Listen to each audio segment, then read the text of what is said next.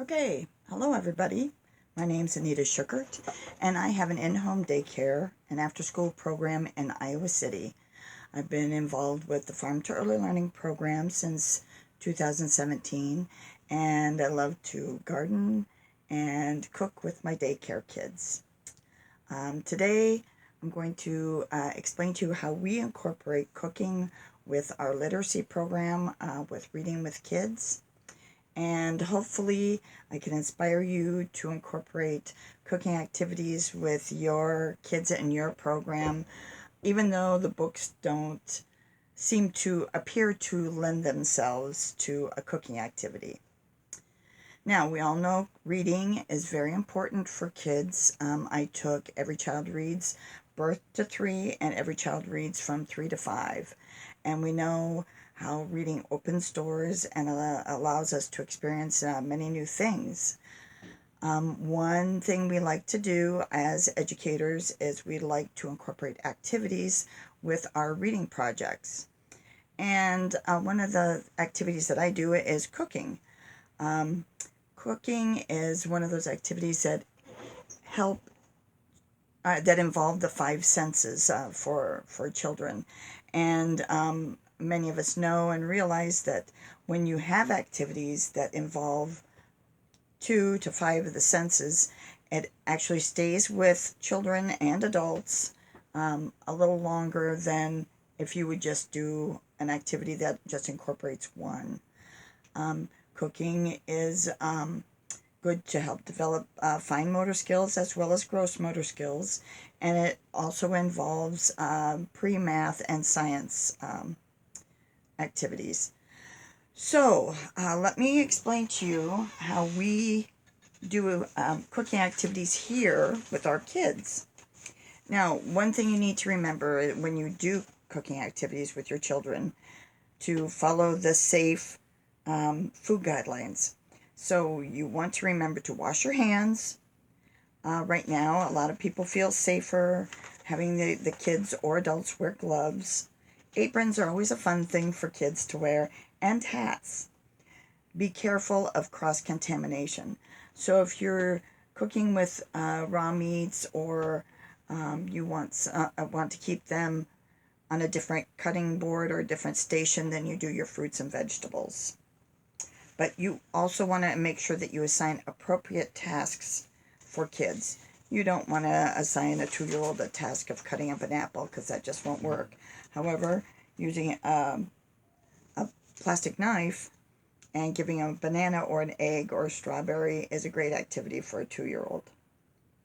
So, on to our books.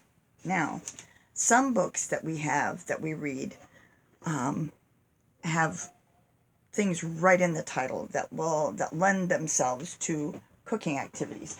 Now, unfortunately, I have books and I was going to show them to you. However, it seems as if when I hold them up to this, all the titles are backwards. So, bear with me on that. But we have The Popcorn Dragon, obviously popcorn. We've done this one many times, Jamberry, and we've made homemade jam. In the fall, a lot of us do apple units. So this is a fun book I have, Apple Trouble.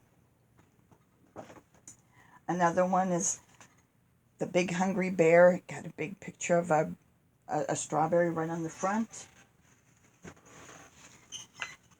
Jelly in My Belly is another fun one.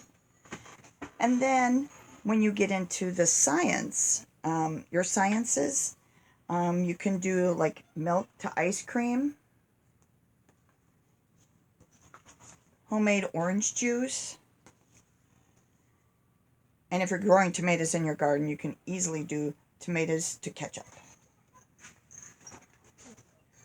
For the preschool units, another great one to do is Very Hungry Caterpillar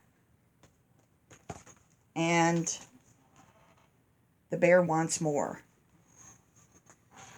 When you do The Bear Wants More, you can also talk about serving sizes and picking better snacks and healthy eating habits with that. Also going into your pre-math skills, and when you want to include some diversity in picking books and doing your cooking activities, one we have is Round is a Tortilla, and it's a book about shapes and the Hispanic culture.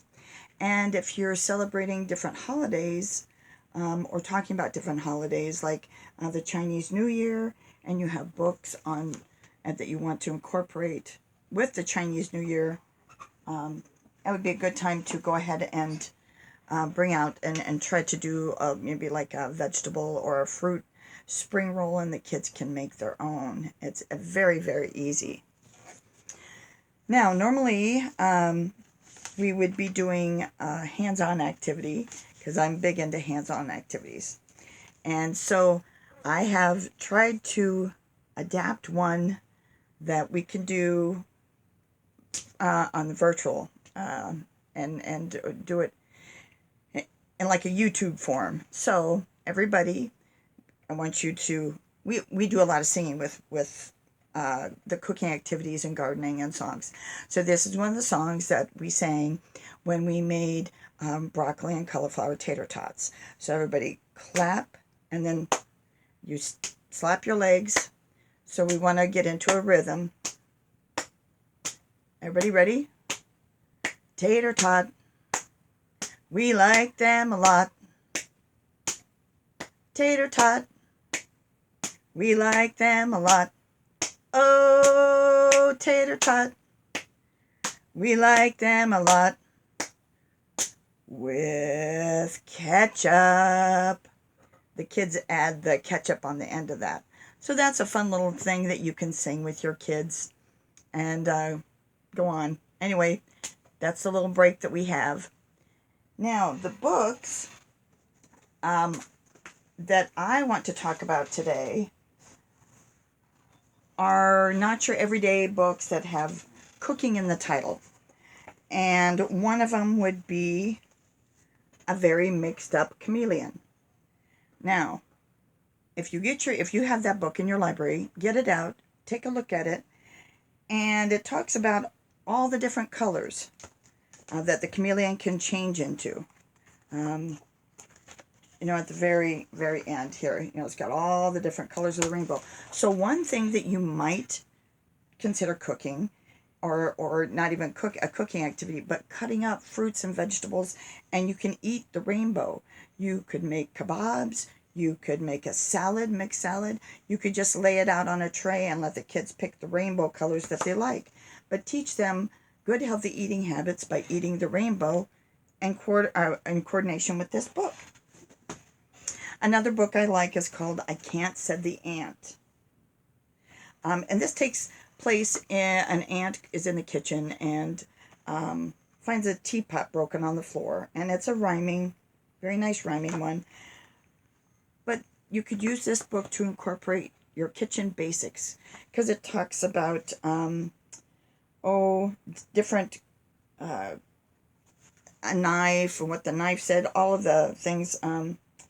Oh my gosh, said the squash. They slid, said the lid. How exhausting, said the frosting. And it's really good to talk about different things that are in the kitchen and what's safe for kids to touch and what is not. Now here's another one that I like. It's called Today I Feel Silly and Other Moods. So you read this book, everybody talks about their emotions and their feelings, and you think, what is the silliest food you can think of to make? My kids think Jell-O is pretty silly because it wiggles and it makes them giggle. So you could make Jell-O jigglers. You could make Jell-O and you could put shredded carrots and raisins in it. You could put fruit in it. Jell-O is fun and it makes you giggle because it wiggles and it makes you feel silly. One of the other books that I have is called Anansi and the Moss-Covered Rock. And this book, it's retold by Eric A. Kimmel and illustrated by Janet Stevens. And I'm going to read a little bit of this book to you. Once upon a time, Anansi the Spider was walking through the forest when something caught his eye. It was a strange and moss-covered rock. "How interesting," Anansi said. "Isn't this a strange moss-covered rock?" And the picture? Anansi is a spider, by the way. Whoomp! Everything went black. Down fell Anansi senseless. An hour later, Anansi woke up and his head was spinning. He wondered what had happened. "I was walking along the path when something caught my eye. I stopped and said, 'Isn't this a strange moss-covered rock?' Whoomp! Down fell Anansi again.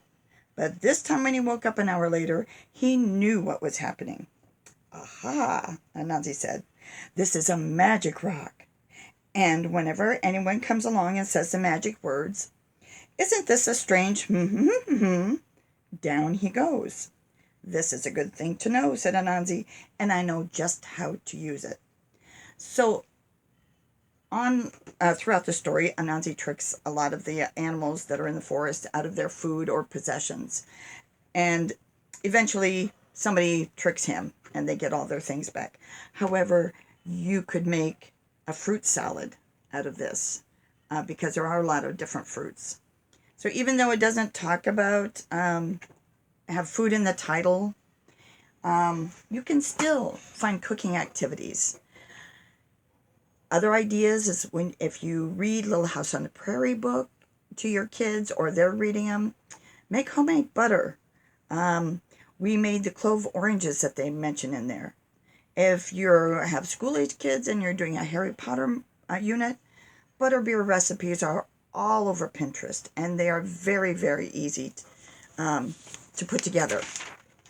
So I hope I have given you a few ideas of how you can look at books. And do I think that every book could have a cooking activity to go along with them? Yes, I do. Because you need to look at books and read them with hungry eyes. I hope you enjoyed this. And if you have any questions about any other book titles or any recipes, just get a hold of Krista or Chelsea, and I'm hoping they can help you with that. Thanks, and thanks for bearing with me.